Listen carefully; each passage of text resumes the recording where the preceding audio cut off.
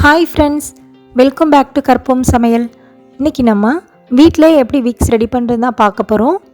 குழந்தைங்களுக்கு சளி பிடிச்சிட்டு மூச்சு விட முடியாமல் இருக்கும். அப்போ நம்ம அது நெஞ்சிலையும் கால்லையும் தடவி விட்டு ரிலீஃப் ஆவாங்க. ஏன்னா இந்த கொரோனா டைமில் அடிக்கடி நம்ம ஹாஸ்பிட்டல் தூக்கிட்டு போக முடியாது இல்லையா?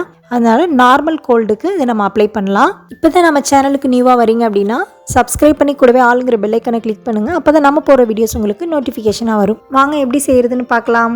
இப்போ ஒரு கடாயில் 1 ஸ்பூன் நெய் சேர்த்துக்கலாம். நெய் நல்லா உருகணும். அடுப்பை சிம்லே வச்சுக்கலாம். நல்லா உருகிடுச்சு. இப்போ பச்சை கற்பூரம் ஒரு 4லேருந்து 5 பீஸ் எடுத்துக்கலாம். உடச்சிக்கலாம். பெருசாக இருக்குது, அதனால் உடச்சிக்கிறேன்.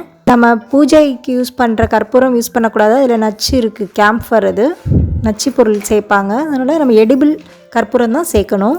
இதை அந்த சிம்மில் வச்சுருக்க நெய்யில் இதையும் நம்ம சேர்த்து நல்லா கரைச்சிக்கலாம். அந்த ஹீட்லேயே அது கரைஞ்சிடும்.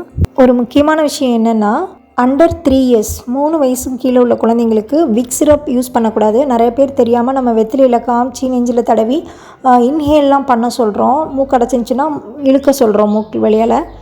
அவங்களுக்கு பேபி ரப், அதாவது விக்ஸ் யூஸ் பண்ணுறதுலேயே பேபி ரப் இருக்குல்ல, அது மெடிக்கலில் உங்களுக்கு கிடைக்கும். அதை வாங்கி நீங்கள் குழந்தைங்களுக்கு யூஸ் பண்ணுங்கள். காமனாக நம்ம அடல்ட்ஸ், நம்ம பெரியவங்க யூஸ் பண்ணுற விக்ஸை குழந்தைங்களுக்கு கொடுக்கக்கூடாது. கொரோனா எதிர்ப்பு சக்தியை தூண்ட வீட்டிலே ஜிங்க் பவுடர் எப்படி ரெடி பண்ணுறது அப்படின்னு வீடியோ போட்டிருக்கேன். வீடியோ கடைசியில் கார்டு கொடுக்குறேன், செக் பண்ணி பாருங்கள்.